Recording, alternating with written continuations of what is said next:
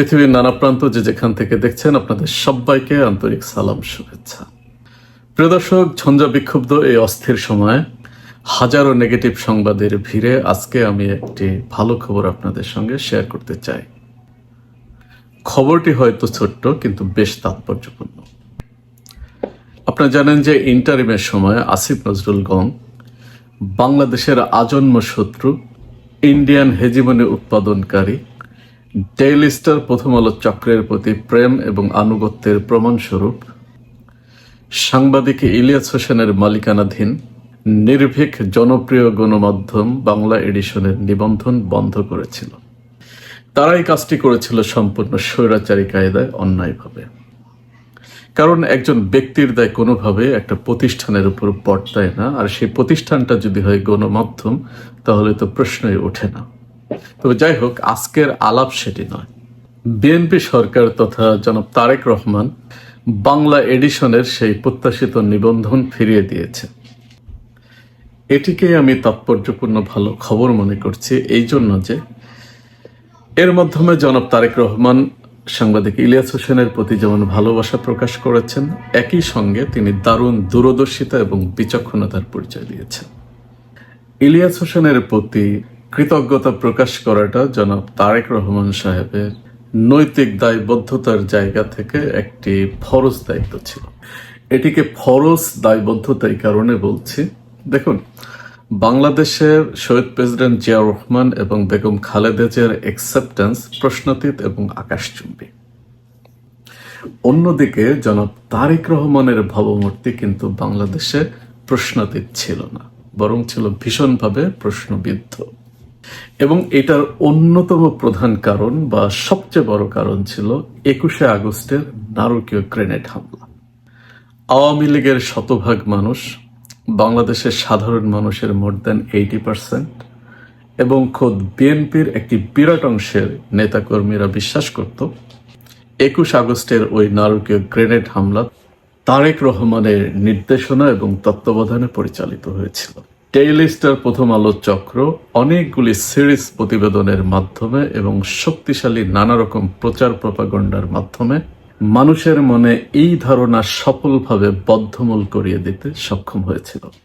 এবং এই ক্ষেত্রে এরা এতটাই সফল হয়েছিল যে জনাব তারেক রহমানের উপর ১/১১ সরকার যে প্রচন্ড শারীরিক নির্যাতন করেছিল এবং তাকে দেশ থেকে বিতাড়িত করেছিল, এই ব্যাপারটিও মানুষের মনে তেমন দাগ কাটেনি, বরং মানুষ তার উপর চালানো এই অত্যাচারকে ২১ আগস্টের সঙ্গে জাস্টিফাই করেছে। এই প্রথম আলো চক্র তারা শুধু ন্যারেটিভই তৈরি করেনি, সেই সঙ্গে এই মামলার সাক্ষ্য প্রমাণ তৈরিতেও মূল অনুঘটকের কাজটি করেছিল। দর্শক, আপনারা দেখেছেন যে ২১ আগস্টের গ্রেনেড হামলা মামলার চূড়ান্ত রায় যখন তারেক রহমানকে সর্বোচ্চ সাজা প্রদান করা হলো, প্রথম আলো ডেইলি স্টার তাদের প্রথম পৃষ্ঠায় বিশাল করে এই রায়ের প্রতি সমর্থন, সন্তুষ্টি প্রকাশ করে ব্যাপকভাবে উচ্ছ্বাস প্রকাশ করেছিল। বিএনপির সমস্ত রাজনৈতিক নেতৃবৃন্দ, তাদের বুদ্ধিজীবী মহল, তাদের সাংবাদিক এবং মিডিয়া সেলের সকলে মিলে আওয়ামী লীগের 17 বছরে এই প্রথম আলো ডেইলি স্টার চক্রের এই ন্যারেটিভের এগেইনস্টে এক লাইনের বিশ্বাসযোগ্য বয়ান তারা তৈরি করতে পারেনি, সম্পূর্ণভাবে ব্যর্থ হয়েছে। সাংবাদিক ইলিয়াস হোসেন আমেরিকাতে বসে খোদ হাসিনার জামানায় একটি আন্তর্জাতিক মানের দুর্ধর্ষ অনুসন্ধানী প্রতিবেদনের মাধ্যমে প্রথম আলো ডেইলি স্টার চক্রের তিলে তিলে তৈরি করা সেই সুপ্রতিষ্ঠিত ন্যারেটিভকে ধূলিসাৎ করে দিয়েছে।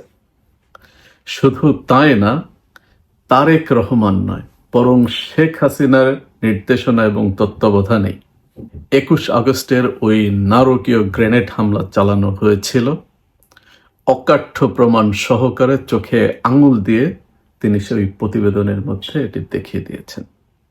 শত প্রতিকূলতার মধ্যেও ঘটনার গভীরে গিয়ে প্রত্যেকটি বিষয়কে নিখুঁতভাবে উদ্ঘাটন করে যেভাবে উপস্থাপন করা হয়েছে প্রতিবেদনটিতে, এটি জাতীয় পুরস্কার পাওয়ার দাবি রাখে। এই প্রতিবেদনটির মাধ্যমে একদিকে যেমন তারেক রহমানের ললাটে লেপ্টে থাকা কলঙ্ক ধুয়ে মুছে সাফ হয়ে গিয়েছে, একই সঙ্গে শেখ হাসিনা যে কতটা বিভৎস রক্তপিপাসু ডাইনি সেটি মানুষ জানতে পেরেছে। দর্শক, যে কাজটি ছিল বিএনপির নেতৃত্বের, তাদের পলিসি মেকার, বুদ্ধিজীবী সাংবাদিকদের, তারা সেখানে সম্পূর্ণরূপে ব্যর্থ হয়েছে। সেইখানে সাংবাদিক ইলিয়াস হোসেন সুদূর আমেরিকার মাটিতে বসে এই অসাধ্য অসম্ভব কাজটি সম্ভব করেছে। প্রায় ৭০ লক্ষ মানুষ এই প্রতিবেদনটি দেখেছে।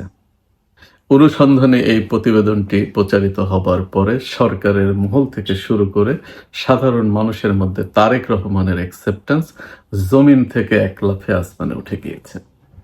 সুতরাং ইলিয়াস হোসেন কি তারেক রহমান সাহেবের কাছে একটু ভালোবাসা ডিজার্ভ করে না?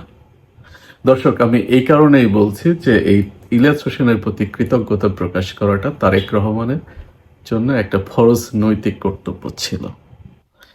ইলিয়াস হোসেন যেহেতু টাকা পয়সা খায় না, সুতরাং তারেক রহমান সাহেবের সামনে একটা সুযোগ এসেছে, তিনি এই সুযোগের সদ্ব্যবহার করে ইলিয়াস হোসেনের প্রতি ভালোবাসা প্রকাশ করেছেন। আমরা যারা দেশের স্বার্থে জনাব তারেক রহমান এবং ইলিয়াস হোসেনকে ভালোবাসি, আমাদের সকলের পক্ষ থেকে বাংলাদেশের মাননীয় প্রধানমন্ত্রী আমাদের প্রিয় তারেক রহমানকে আন্তরিক মোবারকবাদ।